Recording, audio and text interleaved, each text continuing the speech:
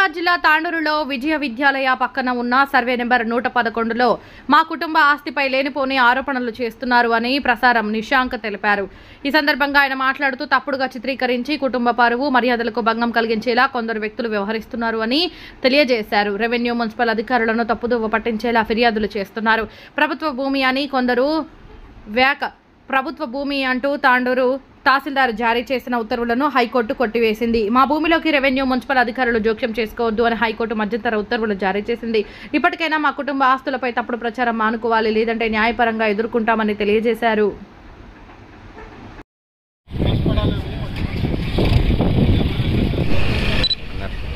నా పేరు నిశాంక్, ప్రసారం నిశాంక్. గత కొన్ని రోజులుగా కొందరు వ్యక్తులు పనిగట్టుకొని మా కుటుంబంపై బురద చల్లుతున్నారు. విజయ విద్యాలయం పక్కన ఉన్న 111 సర్వే నంబర్లో మా కుటుంబం ఆస్తిపై లేనిపోని ఆరోపణలు చేస్తున్నారు. మా కుటుంబం ప్రజలలో తప్పుడుగా చిత్రీకరించే ప్రయత్నం చేస్తున్నారు. మా కుటుంబం పరువు మర్యాద భంగం కల్పించేలా కొందరు వ్యక్తులు వ్యవహరిస్తున్నారు. రెవెన్యూ మున్సిపల్ అధికారులను తప్పుడు దోవ పట్టించేలా ఫిర్యాదులు చేస్తున్నారు. ఫిర్యాదులు చేసిన వ్యక్తులు హైకోర్టుకి వెళితే భూమి మీకు ఎటువంటి సంబంధం లేదని పిటిషన్ను డిస్మిస్ చేసింది. ఆ పిటిషన్ కాపీ